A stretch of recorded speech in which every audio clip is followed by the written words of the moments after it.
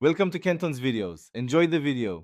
Open File, choose Options, then Add-ins to enable Solver. Select Excel Add-ins and click Go. In the Add-ins dialog, check Solver add-in and press OK so the Solver group appears on the Data ribbon. If Solver does not appear, restart Excel. If it still fails, run an Office repair or download and install the Solver add-in from Microsoft and restart.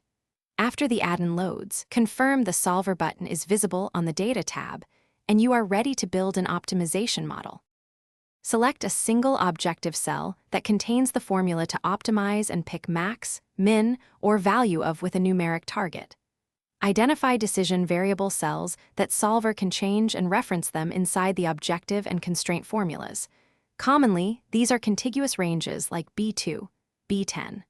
Open Solver and use add to build constraints, specifying less or equal, equals, or greater or equal relationships and entering cell references or numbers.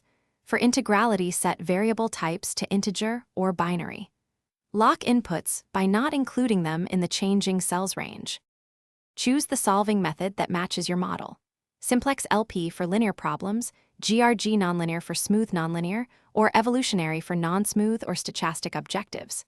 Click Options to tune precision to 0. 00001, tolerance to 0. 0001, set max time or max iterations like 1000 and enable multi-start for global searches if supported.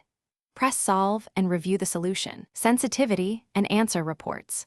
Use Keep Solver Solution to accept changes or restore original values to revert. Save the workbook and document assumptions, bounds, and chosen method for reproducibility.